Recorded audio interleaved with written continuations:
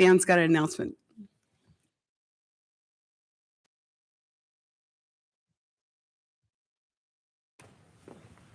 So I'm from Temple Sinai most of the time, and we've had a speaker program on wise aging for about 5 or 6 years, topics around issues related to aging of all sorts. And Peretz is giving a talk on Zoom tomorrow afternoon, 1 p.m. on Jewish views of the afterlife. So you're welcome to register. You have to register. It's free, but you can go to oaklandsinai.org to find a link to register. It's free, but you do have to register in order to get onto the Zoom link. So that's tomorrow afternoon at 1. Peretz will present.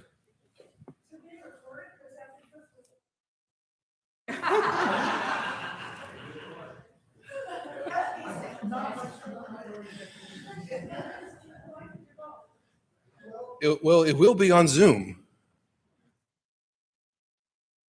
But my level of concern has just run out. So just to be clear, so this, if I'm teaching by demonstration, as I promised Alana, then this should be a 10-minute talk. It will be a 10-minute talk in about 10 minutes. Then there'll be a 5-minute review, which is still a 10-minute talk in rabbinic fashion.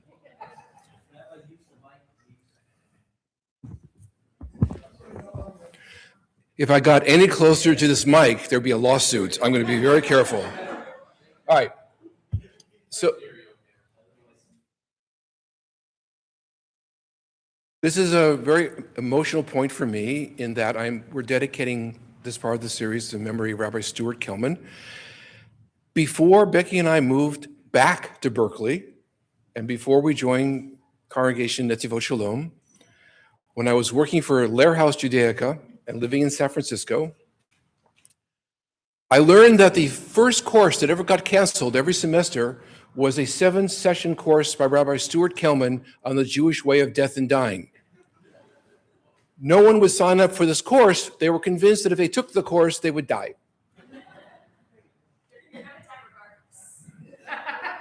Soon. In the course of the course. Anyways, yet I got a call from Stuart saying now this is really amazing. There's Mina, there's Dan. There was a group convening here at Netivot Shalom trying to figure out on behalf, actually, of Sinai Memorial Chapel, of how to educate the Jewish community at large about these issues and have people not cancel.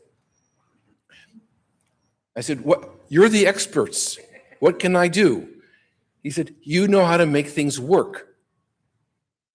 That's what Lehr House could do. So I showed up, and we met right here, and we figured one thing out. Everyone needs to know at least one of 5 or 6 things at any one moment, but no one needs to learn everything all at once. Basically, at camp, you call this a round robin. So that's what we created. We created a grid.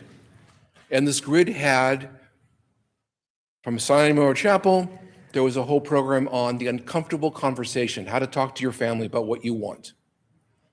Then there was a really important session also from Sinai on how to make final plans. And then there was a session on how to visit the sick. And then there was a session on how to console the bereaved. And the last session was various Jewish views on the afterlife. There might have been something in between, I can't remember.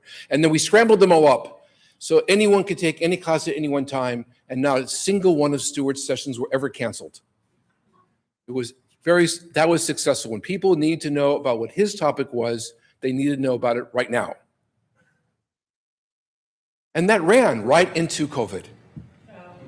Then it went all online, and now it's been taken over by, the whole curriculum is still operating by different institutions. Lehr House had its own near-death experience and its own resurrection. Anyhow, so to everyone's work, because Nina, I think you were the recording secretary, and Dan was one of the participants in his segment. I'm actually not quite on my topic, but close enough to it. And tomorrow I'll be dealing with the various Jewish views of afterlives. There's not one. You can pick one. Anyhow, so it is heartfelt to be standing here and helping with this topic today. So I'm going to tell you 3 stories, one from Sister Imelda. One Sister Imelda, one Rabbi Mahali, and actually one Stewart. So here's the first. I am a third-year rabbinic student at the Hebrew Union College in Cincinnati, Ohio, and I'm finally taking the required course on visiting people in the hospital. The Hebrew Union College in Cincinnati was very serious in having you trained in things you need to know that no one else will teach you when you start your job in July and the whole staff goes on vacation. This is one of the great jokes played on rabbinic students and first-year rabbis in the country. You start your job July 1st and everyone else goes away. But people don't stop getting sick or dying. So the college prepped us, and I took my class with Rabbi Walter, local rabbi in Cincinnati, really great guy, and I got my assignment, and this is pre-HIPAA, like 1986, which means I would go to Jewish hospital in Cincinnati, and I would be given a list of all the Jewish patients, and I would go to their room, to their surprise. And I showed up in my suit, carrying my little rabbinic manual, and I knock on the first door, and there's a man in a bed, and he looks up, and he says, "Jesus Christ, I'm just here for diabetes. I got sugar. I'm dying."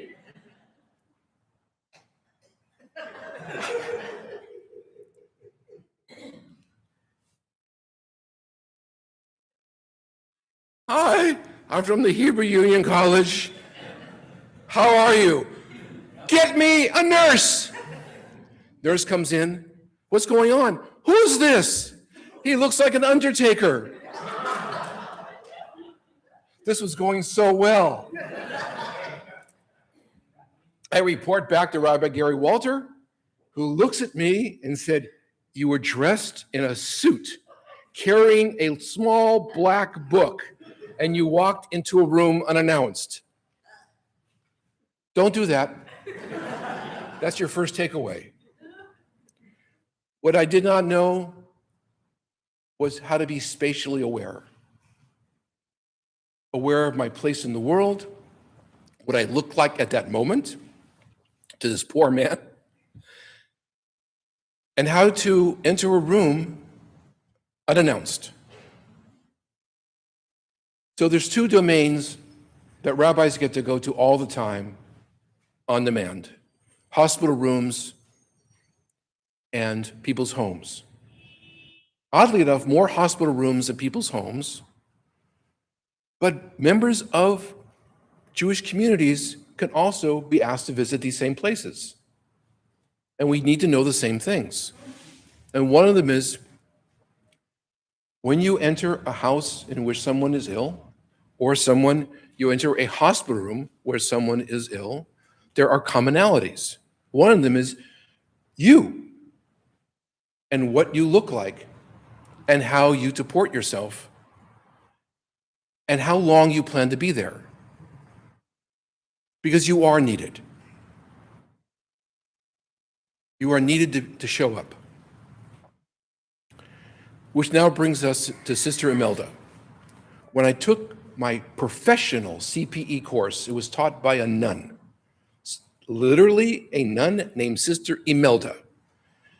She was about 4 foot nothing. If she was any shorter, she would be a hydrogen bomb. And this class was offered to students of the Hebrew Union College, God's college, where God would have attended had God been born in Cincinnati, and also the Catholic, Good Sam, and also Xavier University. So people trained to be priests, ministers, and rabbis were all brought into a room with Sister Imelda. And she looked at us and said, there are many sources of disease in hospitals. The two major sources of disease in hospitals are germs and visitors. Germs we can take care of. Visitors are hard to clean. Of the visitors, there are two classes: family, friends, and clergy. Family and friends are very innocuous. Clergy, you're the worst. Now, I'm now a fourth-year student at the Hebrew Union College. I've been told I'm the worst for now going on 4 years. I'm fine. The ministers were not having it, but they had not met many nuns. The guys in training to be priests were sitting on their hands. They've been raised by these women, had no idea, no intention of being hit. And the priest, the minister guy said, what do you mean we're the worst? We went, don't talk, never challenge a short nun. And she said this, you'll walk into their room and they'll say to you, why did God do this to me? And you'll tell them, like you know. So what not to say? Here's my hit list. Everything happens for a reason. Stay positive. People with IVs love hearing this. You're so strong. You're so brave. Everything will be fine. I know how you feel. My uncle died of this. I actually saw that one. That was exciting. This is so hard for me.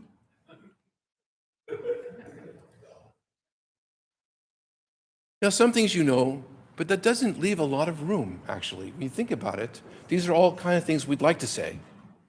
They're very tempting.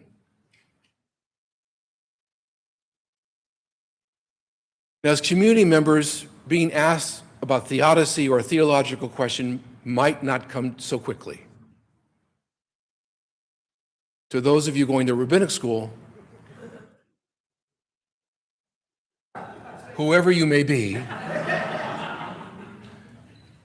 it's a liability. But you have to stand strong and clear and not respond when people say, did this happen for a reason? What can I learn from this? Because the temptation is to say something. Your best move is to do this. We don't even have to talk now. I can just stay here for a while, about 5 minutes.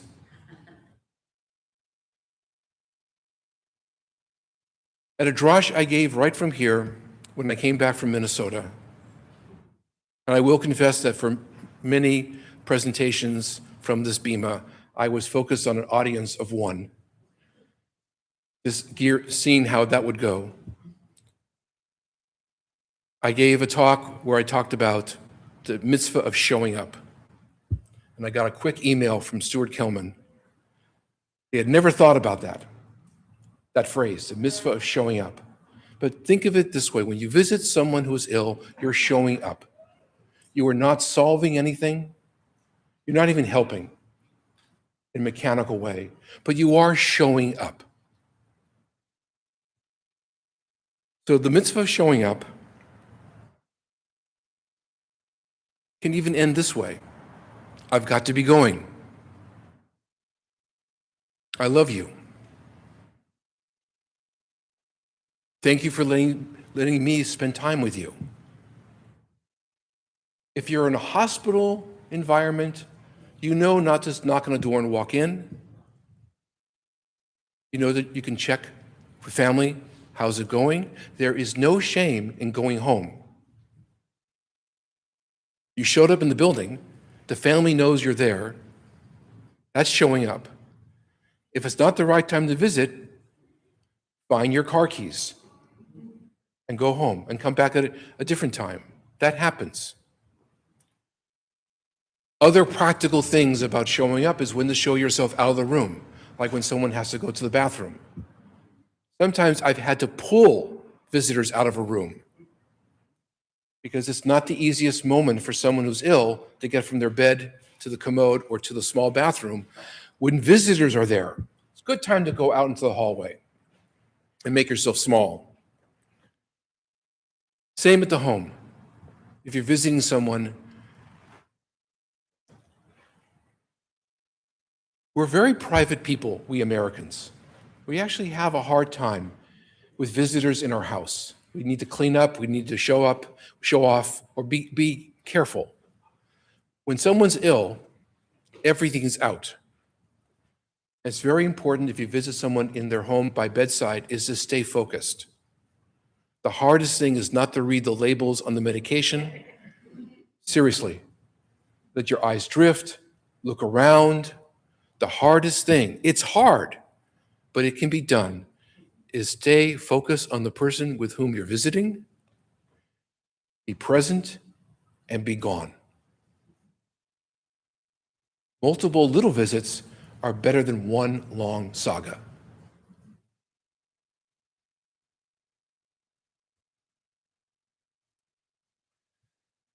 I had a teacher, I had many teachers.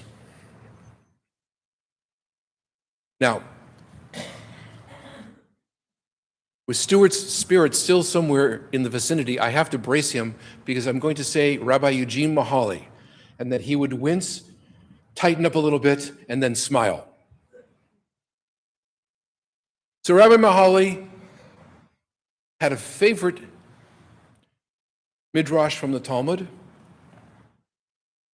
was about Rabbi Yochanan. Rabbi Yochanan was known to be a healer. And he got sick. And Rabbi Hanina, his student, went to visit him. And Rabbi Hanina, the student, said to Rabbi Yochanan, "Are your sufferings welcome to you?" Because that had been part of Rabbi Yochanan's teaching. That suffering can be learned from. That suffering makes you, if not stronger, it's what God gives you. And so how he's suffering. Rabbi Hanina says, "How's it going with that?" And he replied, "No, neither they nor their reward. I don't like suffering." Rabbi Yochanan, though, raised up his hand to Rabbi Hanina and said, "Give me your hand." And Rabbi Hanina said, "Why can't you pick yourself up? You've raised so many people. You have helped so many." And he responded, "The prisoner cannot free himself."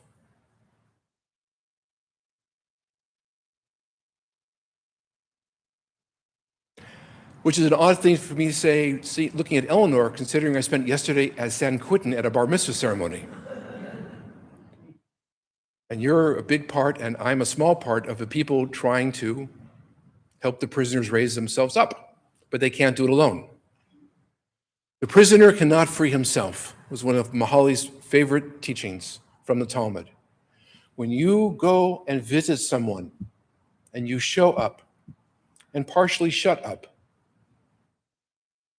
but more importantly, be up and be present, you are doing for the sick and the ill what they cannot do for themselves. The medics and the medicine will do their best. The interior family will do their best. And we as visitors simply need to show up and acknowledge that we are there for you. And we love you.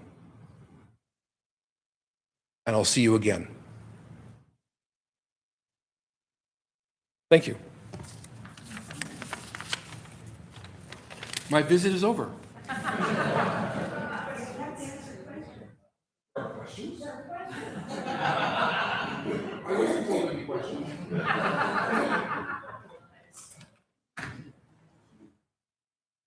Questions?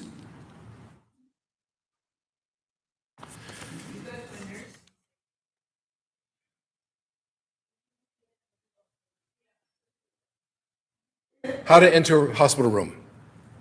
First of all, is it open or closed? Seriously. Also, what's on it?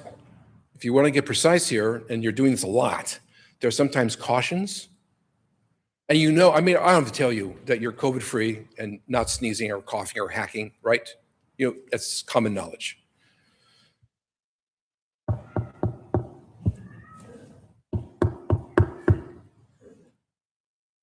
Hi, may I visit? And wait for a response. If there's no response, sometimes go to the nurse's station, say, what's the story? They're in the bathroom. They're down the hall. They're radiology. Could be, right? Hospital. It could be anything. But knock, knock, knock before walking. If the door's wide open, I usually do look first, see who else is there. That makes sense? And cautiously come in. Now, I'm a large person. So looming over the bedside is something I was taught not to do. And find a small place to sit down and make myself contained. And still continue to read the room. So it's how to enter, how to be, and how to leave. Is that cool? That's my practical stuff. Yes? I just have a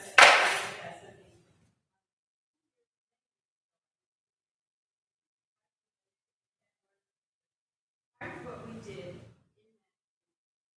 5 days in exercise.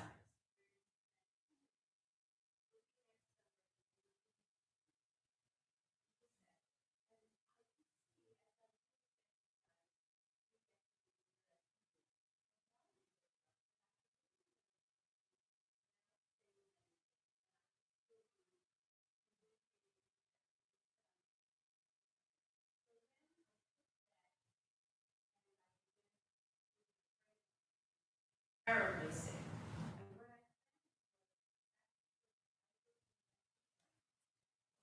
And keep myself busy while I was saying nothing. So that is one thing that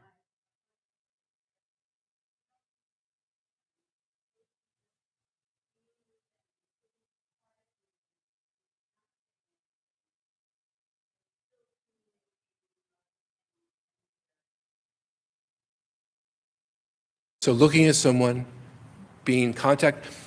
Also, if this is someone familiar to you, I'm trying to be contained here, but if someone is intimate with you, friend, family, laying a hand with permission. Yeah, but I'm saying laying a hand with permission is the isolation of laying in a bed is that actually no one's touching you. And we actually are blessed to be corporeal beings, accustomed to someone being close to us. And so just laying a hand on foot, leg, nothing inappropriate, but accentuating presentness. It's also the case, and this is important, convalescent hospitals are noisy. Many of you have witnessed this, either personally or visiting, right? And so sometimes even asking if something can be turned off. Can a window be opened? But now we're kind of pushing into not pushing to advance, but pushing into kind of advocacy. Family are the first line of advocacy. It's very important not to get in the way of family. But if you're visiting someone and it's noisy and it's someone, a door can be especially rooms near the nurse's station. Ask permission if you can close that door. Also, the highest level of respect to all the caregivers. Get to know them if you're visiting a lot, not just by name, but say, so-and-so, I'll just stand outside, or thank you very much, or let me get out of your way. But those people are they're the first hands of God's work, and showing them respect actually is good for the entire room. It's good for the patient, it's good for you, it's good for them. It's very helpful, and they appreciate it. When a doctor comes in and you're not family, it's double the time to leave the room because you're not supposed to be there. Even if someone says, oh, no, that's my rabbi, he can hear all this. No, you really need to be away. All right, I answered more than that question. Actually, that was a good statement. I added more to it.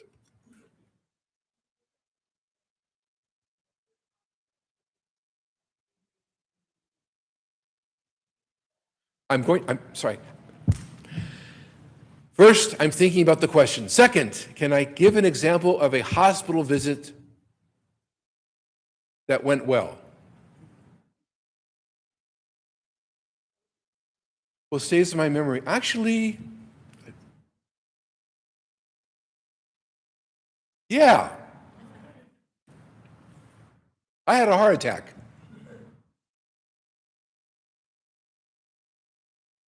I was in an isolated room, and my best friend showed up because he's from Brooklyn, and no one can stop him. And he simply walked in the room and said, well, actually, I actually can't repeat what he said on the bima because he's from Brooklyn. He goes, what? What the? And left.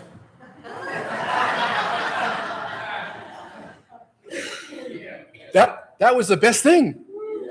That was just terrific. Second only to when they brought in my dinner, which my daughter Tali was there for, and it was a cheeseburger. And her comment was, Abba, this is wrong in so many ways. Anyways, no, but he just, so that for me was all I needed from Jesse. Come in, show that he cared, and out he went. Anyways, but but professionally, I can't tell you really. I am as nervous as anyone going to a hospital room, going to someone's home. I always need to take a breath. I need to remind myself my mission and double down on this is not about me. I don't have to fail. I don't have to succeed. I only have to be present. So honestly, they all kind of blur as long as I stay there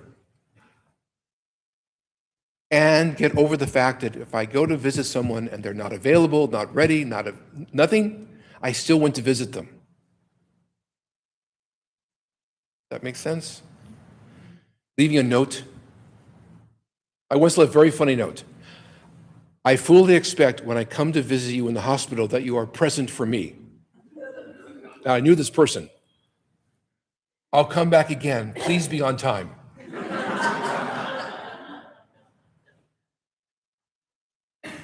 Because I know the person you're doing this for, but I thought, I'll do that. I'll just leave a little note. All right, yo, Joan.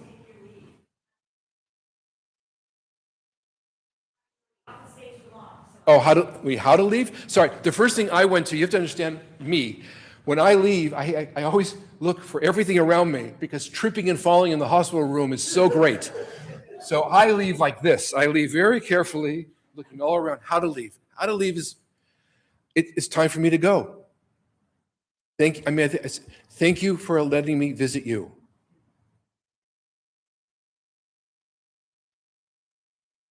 I miss you too. All those moves. But a clock is a really good thing. I don't know about setting a timer, but being cognizant. Now, by the way, there are times where all that's off. When someone says to you from their hospital bed or a sick bed, stay until so-and-so comes. Can you be here when so-and-so comes? I don't want to be alone until then. Now you're on a different covenant. You're on a different level. That's a different thing. Can you be here until my dad gets here? Can you be here till this person gets here? Now, that's on you to say yes or no, but that's a little bit different. How are we doing? Hi.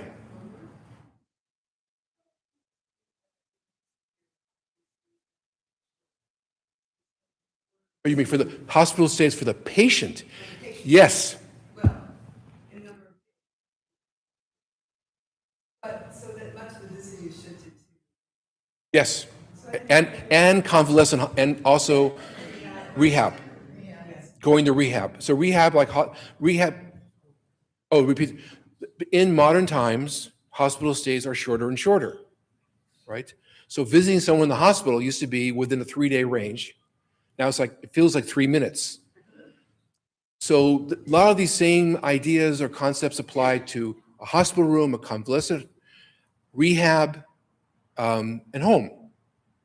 All the same thinking applies. Also, people stay ill. And visiting someone not around the immediate event, but 3 months out, is still kosher, if not even more kosher. You know, we have a wonderful rhythm of Shiva, Shloshim, Shana. With the ill, you actually need to be, how can I say it, intentional about, has anyone visited, well, actually back when I was a congregational rabbi, we actually started keeping a list of everyone who's ill in the congregation and who has seen them last. Now, we are a larger staff than Netivot Shalom, so we can do that, but lay committees took that over. So there's also a discipline of knowing who's been out, who's been missing. And it's so hard. Actually, here in this beautiful, beautiful community, when someone's absent, they're noticed. It's really lovely. But in a larger congregation, someone can disappear and not be noticed for a very long time. So it takes more work to find out who's not been around, and then track them, and be. Yeah. So that's also part of it. You know, Netivot is a beautiful custom of acknowledging when someone has gone through a difficult surgery. Now the term just went, it's at the back of the Siddur, just ran out of my head. Save me someone now. Birkat, benching Gomel. I had to translate back to my youth, benching Gomel. It's remarkable how that's not current everywhere. It's almost like a lost art in many large, especially Reform congregations, benching Gomel is, because then again, people are so private. They don't want anyone to know they have been ill. But even a private bench Gomel, where someone doesn't want to come up to the bima and asking, it looks like you're really well now, can we take a walk? Is a kind of visiting the ill. You're visiting the illness on its way out. And you can be present for that. So you can also be inventive.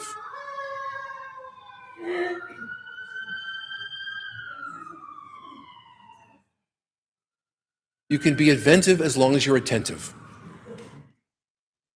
Or a friend. Friend. Friend. Your friend is ill. Ill. How long should you stay when you're visiting them, and how often should you visit?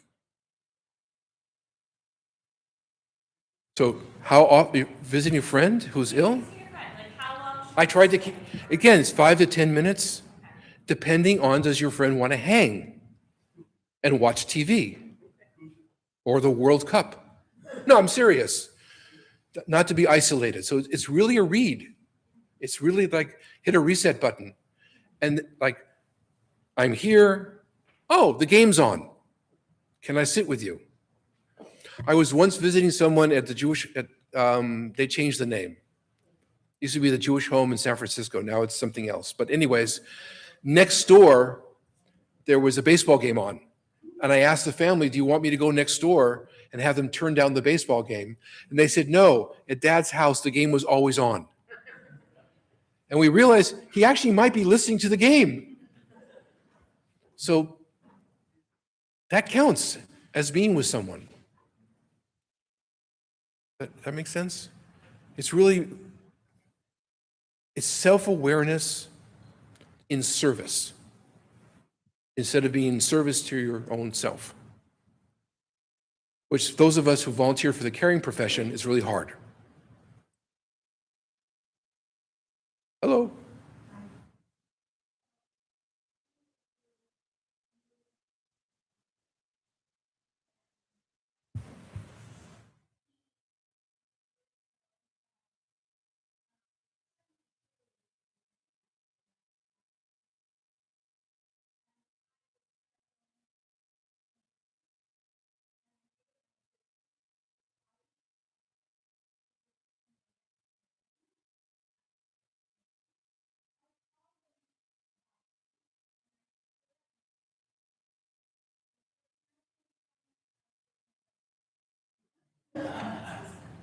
So for those of you on Zoom, Char is telling a story, Ben Stern, that if he doesn't show up soon, he's taking the bus and going home, which many of us here can imagine that happening.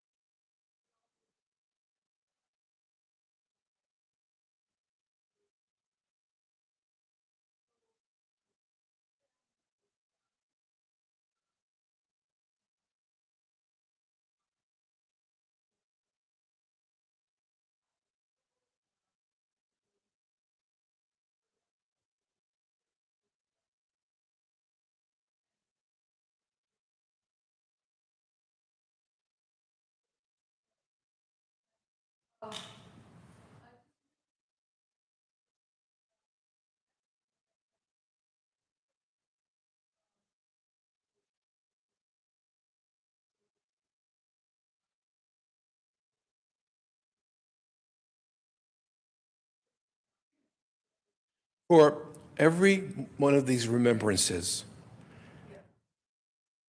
yours, asking,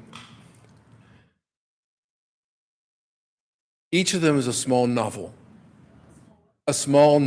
being written in the world, in the library of the human experience. And there's going to be variations, and there's going to be comedy, and there's going to be tragedy. And my tasks today, which I think I've completed, was some of the outlines of how to do the best that one can. There is no perfection, but what we do have is actually the capacity of presentness. I could have pulled the midrash of God coming to Abraham shortly after Abraham's self-circumcision, which a procedure I've never recommended to anyone. And the rabbis interpreted this event as Bikor Cholim. And so if we're made in the image of God and God can show up, you may want to wait 3 days. But, which you can't do in the modern time, but showing up for someone. And the conversation, of course, between God and Abraham at that moment is about the impending notice that there may be a child coming. So sharing good news is always a good thing. I have known people who advocate small talk, gossip, and anything except your current medical condition and what you saw online about it. So come with a light heart, take a deep breath, do your very, very best, and Dan will pick up in 2 weeks, and you will continue this conversation. Shabbat Shalom.